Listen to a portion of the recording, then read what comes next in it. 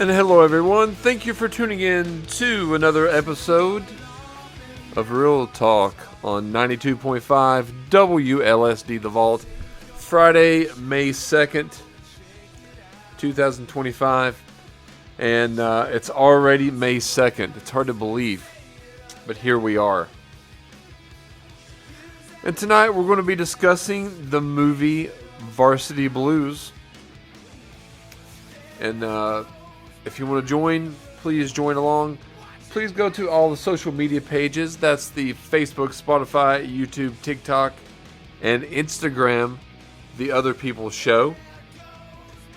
And this is a movie that came out in 1999. And this is a movie that I know a lot of people hold near and dear to their heart. Not only because of the subject matter, which is a small town football team, but also because of the nostalgic aspect of it as well. And this is pretty much about a backup quarterback is chosen to lead a Texas football team to victory after the star quarterback is injured. And that's basically the premise of this movie. And I saw this when it came out in the theater. I remember going to the movie theater in Coburn. It came out January 15th, 1999. So this movie now is 26 years old. Isn't that crazy? 26 years old. And now after going back and rewatching it last night, I think that I've only seen it maybe once since then, to be honest with you. And it was a nice throwback. I do wholeheartedly admit that it really was. Now, this movie doesn't really have any special memory to me per se. Personally, I remember going. I remember enjoying it. And I remember it does have that late 90s feel to it. The way they dress, the clothes, the necklace that Mox wears, the baggy jeans, the soundtrack. It all screams late 90s.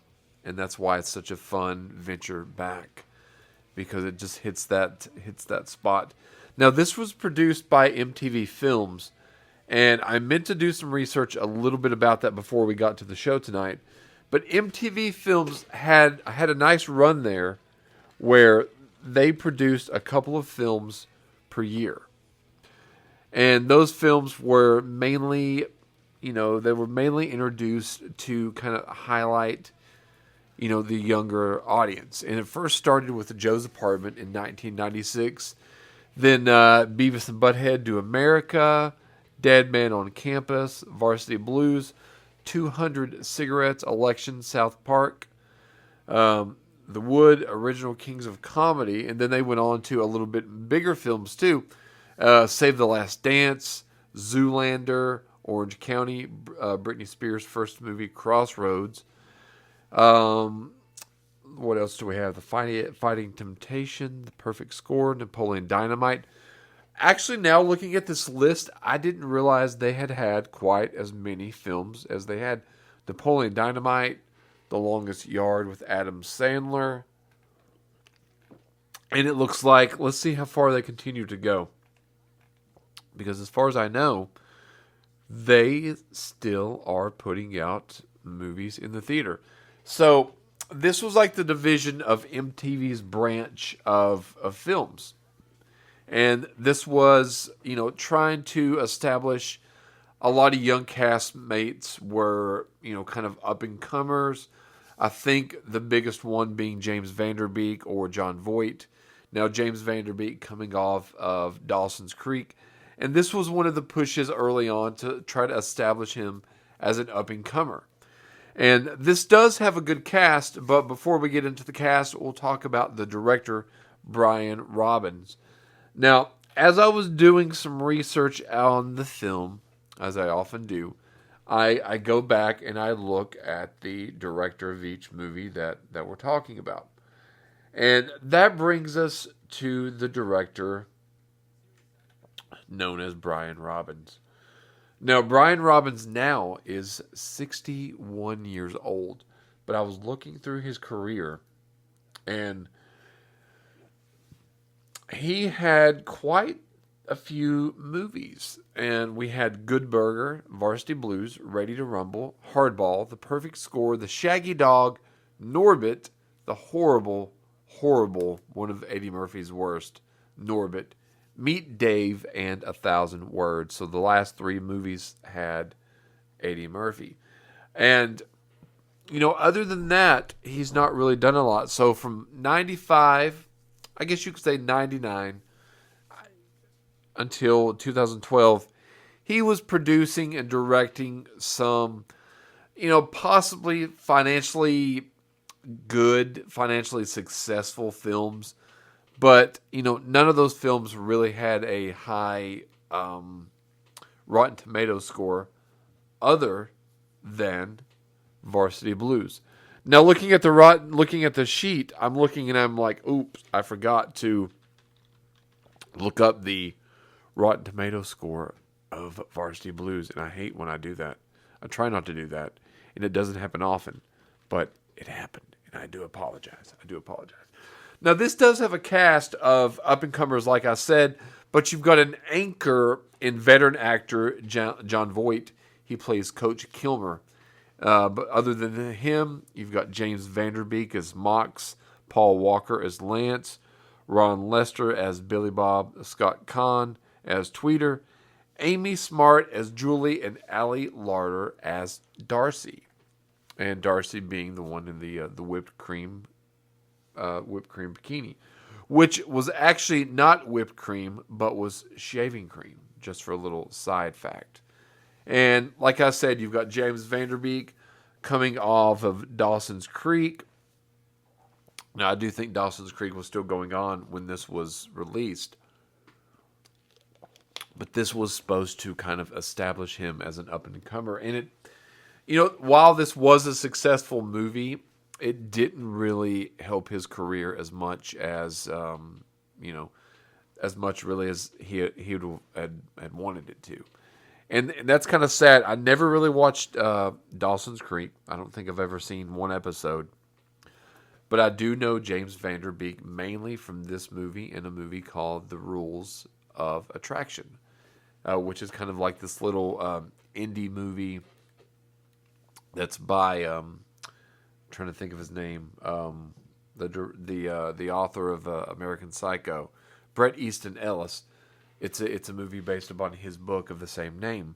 So you've got John Voight as Coach Kilmer, and John Voight is a legendary actor. He most recently showed up in Megalopolis, and he's been in anything from like Most Wanted, Deliverance, Midnight Express, the list goes on and on. Paul Walker, we all know Paul Walker as Lance. And Paul Walker was, I knew that he was in this, but I had forgotten how small his role really was. And, he's a side character. Now, his quarterback, Lance, gets hurt, which is kind of what propels the entire movie, so to speak. But he's the original captain and the starting quarterback of the Coyotes and Mox's best friend. But Paul Walker, as we know, he tragically died on November 30th, 2013 at the age of 40. So Paul Walker would be 52 years old now, which is very... it's just sad to think of. But getting back to the movie, you have that was kind of a big year for Paul Walker because he was coming off some smaller movies. Then he had Pleasantville. He played Skip in 1998. In 99, he had Varsity Blues, She's All That, and Broke Down Palace. In the year 2000, he had The Skulls.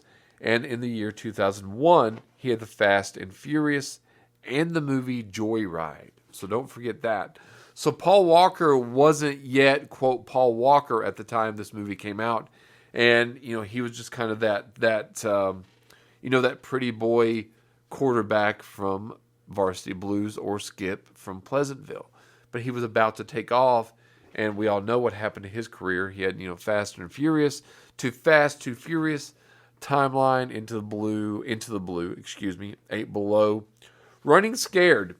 Now, if you haven't seen Running Scared, it's a very underrated Paul Walker movie from 2006. He was also in Flags of Our Father, which is a Clint Eastwood movie. Fast and Furious in 2009. Takers 2010. Fast 5 in 2011. And Furious 7. And he's got some archived footage in Fast X. And Brick Mansions from 2014. I think it was like a direct-to-video release. It's a pretty good action flick. So you have him in the movie. Ron Lester as Billy Bob. Now, he's also passed away as well. Now, I didn't realize that when we were talking about the movie, but he passed away in 2016 at the age of 45. Now, he's a bigger guy, but he ended up being in only a couple of other things. Good Burger, Varsity Blues, Not Another Teen Movie, The Fat Boy Chronicles, and Racing Legacy. And he was also from 98 to 2005 in some TV shows like Freaks and Geeks, Sabrina the Teenage Witch, and CSI New York. And he was in the movie, but he was in the Little Texas music video for Kick a Little in 1994. And sadly, Ron Lester has passed away 9 years ago, coming up. And it looked like he had lost a lot of weight. Like I said, he's a bigger boy in this movie. And, a couple of, not jokes, but a couple of things are said at his behalf during the film based upon his looks and his weight. And it made me feel sad for his character, Billy Bob. Scott Conn plays Tweeter, and Scott Conn has had, he was an up-and-comer as well. And let's see what Scott Conn has been up to over the years. Scott Conn now is 48 years old. And, he's been in Varsity Blues, Enemy of the State, Ready to Rumble, Gone in 60 Seconds, Ocean's 11, Ocean's 12, Into the Blue, Ocean's 13, Meet Dave. And then he segued to kind of TV, Hawaii Five-0. He did that for, it looks like, 10 years. And he was in Vice Principals as well. So all these people in this movie, they were doing good work, and they were getting ready to kind of take their career off. This was like the springboard from this MTV produced film. Amy Smart, she was also in Road Trip, if you remember her, and Allie Larder went on to be in Heroes, and this was her first film. I didn't know that. The Whipped Cream Bikini Girl was her first theatrical, first piece of movie. First of anything.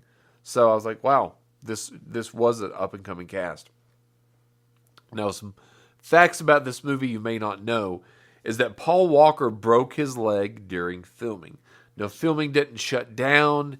It didn't take any days off. They just filmed a lot of his scenes that he needed to film on crutches when he actually needed the crutches.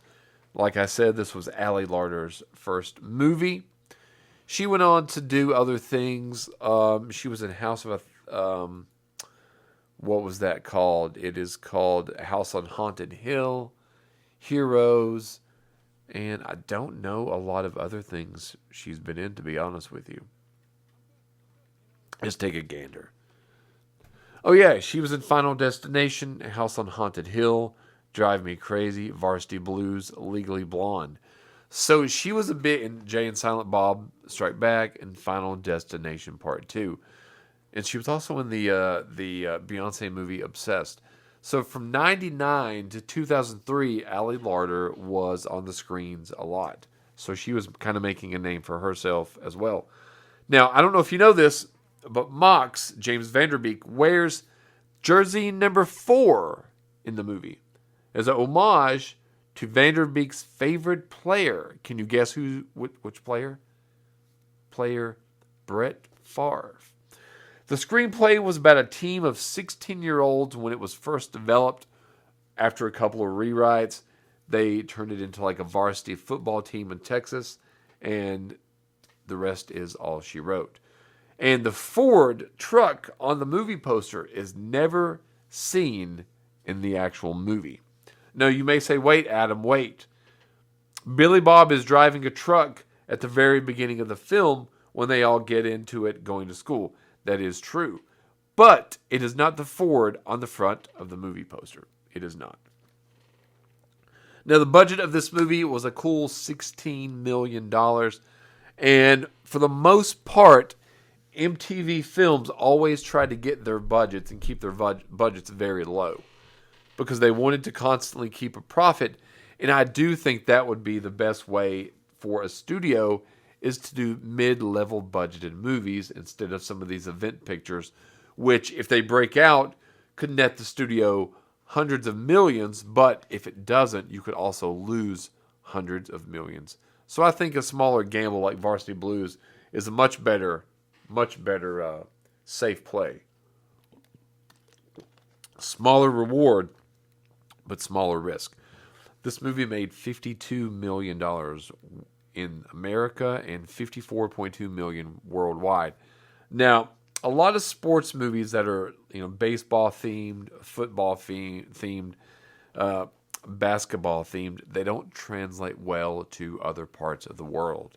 And if you go back and you look at statistics for most sports movies get most of the boxing, anything, get most of their box office from America.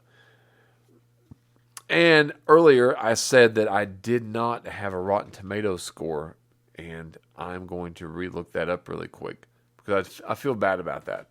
I don't know why I neglected to get that for you all, but I did, and I do apologize. So the Rotten Tomatoes score on Varsity Blues was 45%, but the audience score was 76%. And I do think it has a 6.5 rating on IMDb. So let's get into a little bit of the story. So the story is there is a town that's enamored by this football culture of the high school.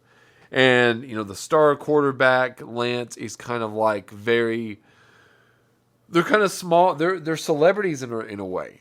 They're kind of, the town's sheriffs kind of turns their eye when they do something wrong, when they drink.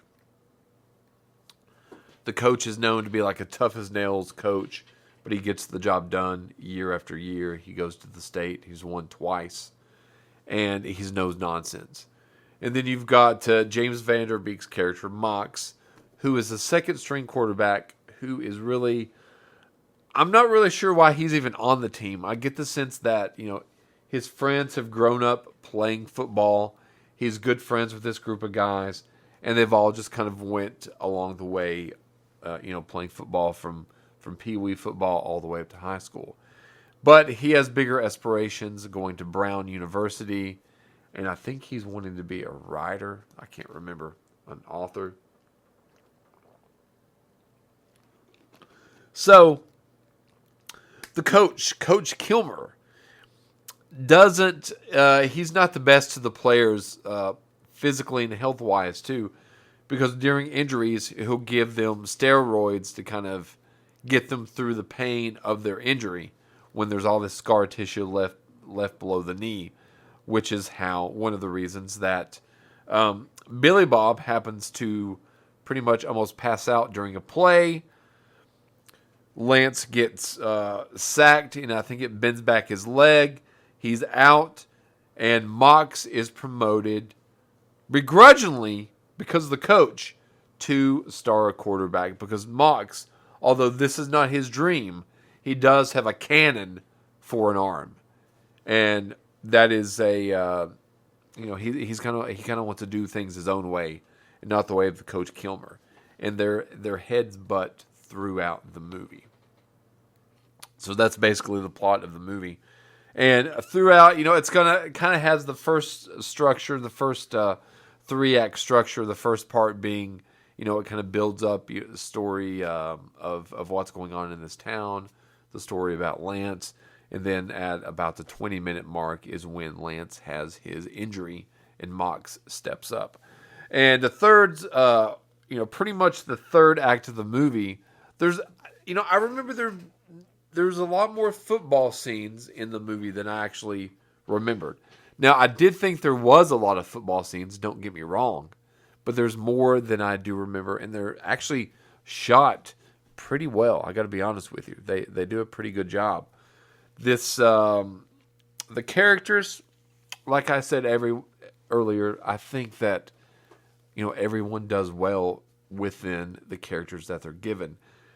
This is a world that most people have been a part of, or they can relate to, or they've seen it happen. And, James Vanderbeek does a great job as Mox. Now, I do think that Mox and Julie, even Darcy at some point, kind of overdo their Texas accent. I don't think they really do capture it perfectly, but they do try. They do try.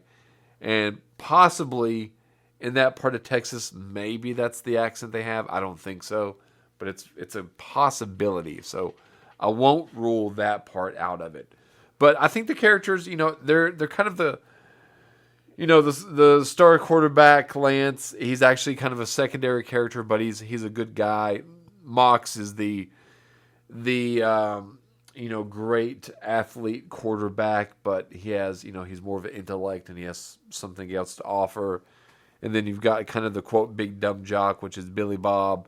You got the fun-loving party guy that likes to moon people and steal cop cars and Tweeter.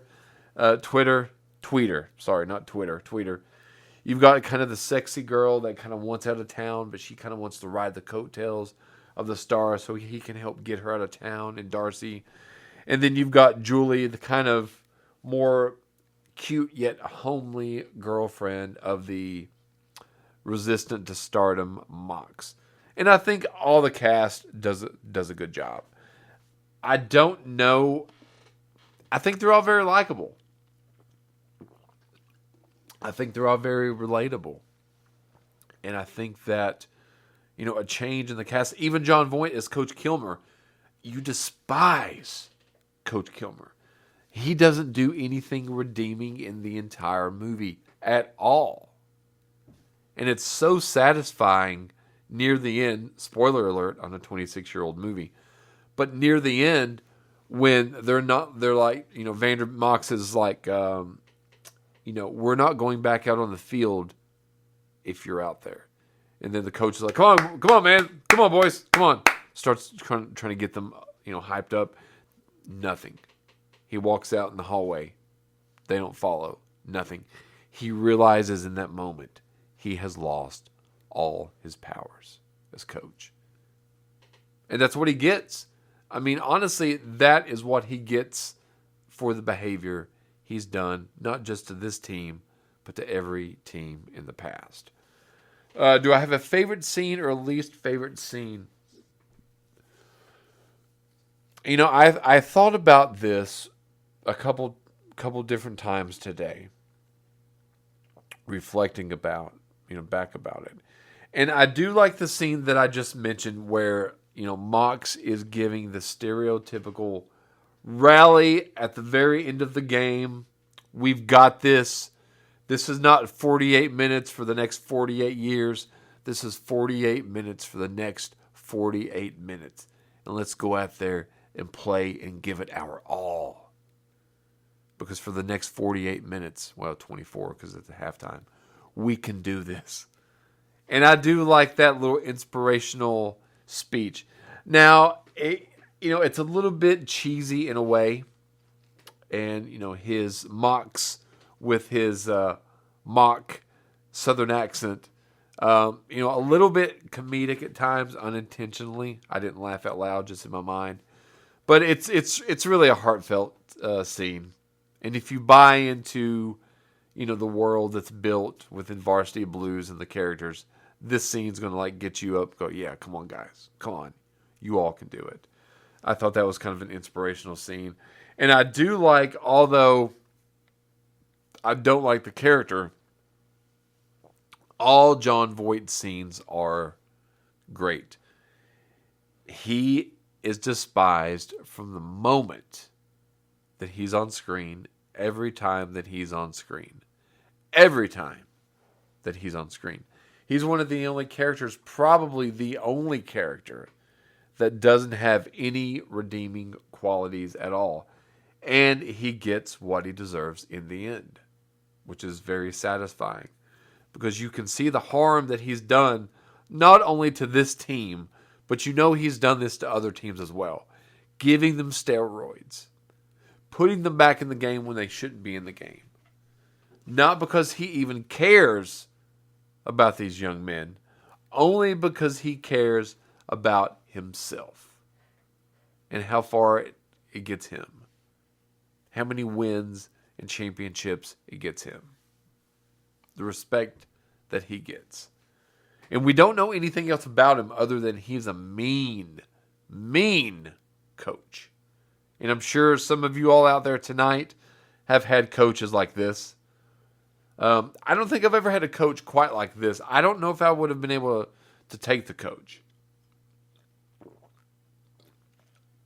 I really don't know. Not sure that I could handle that. Score, music.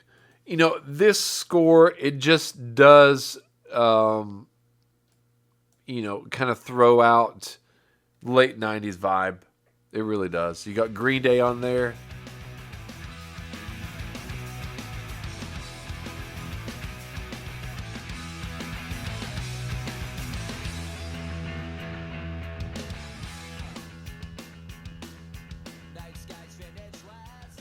And you can really, it really gets you into that mindset of, being a late 90s film. Just like I said before we started the show, the bagginess of some of the clothes. There's the necklace that Mox has on. The way the hair styled for some of the females.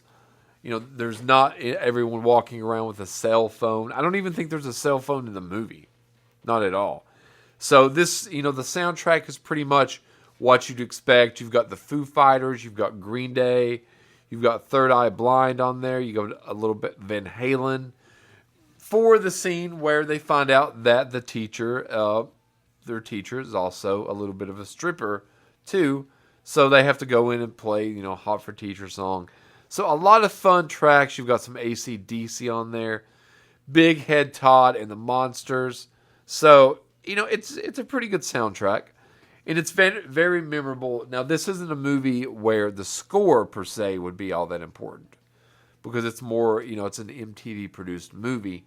So you would expect MTV-produced, music and things like that. And, this movie, it's about the movie music you'd expect. I think it's representative of the movie. And it's representative of the time as well. Now, originality. I really wouldn't say anything about this movie is all that original. There's been movies like this before, maybe not in a football sense, but there's basketball, baseball, soccer, football. So there's boxing. There's kind of a well-written structure to this. The underdog fighting against the odds, rallying together, overcoming the odds, and ending up victorious. And that's the same structure as Varsity Blues. So it's not that original, but it is a fun movie. And if you look at the poster is representative of everything that I just said. It takes you back, and it kind of wants you to have that nostalgic feel to, let's just pile up in the back of the pickup truck and go down to the game. Let's pile up and just go to school. You remember when we did that as kids? Remember when we did that when we were in high school? It wants you to have that nostalgic feeling. Even then, it wanted to be able to relate to these kids because a lot of the country did this kind of things. The middle of America southern towns did this kind of thing. And would I recommend or not recommend the movie Varsity Blues? I'm going to go ahead and recommend this movie. Like I said, this was probably only the third time that I had watched it. I've only seen James Van Der Beek in this and Rules of Attraction. And this was a movie that a lot of people over the years had asked for us to review time and time again. So it's a nice little slice of nostalgia from the late 90s. It's got a good cast. They all do a good job. I don't think there's anybody really weak. The only weak thing would be some of the accents, like I said. But, once you buy into what's going on, you're fine with it. It doesn't dictate or take away from the movie at all. It's a fun throwback. I think it's worth the time. I don't think you're going to be wasting any time with it at all. But I also didn't remember this being a R-rated movie, and it is. So take that with a grain of salt.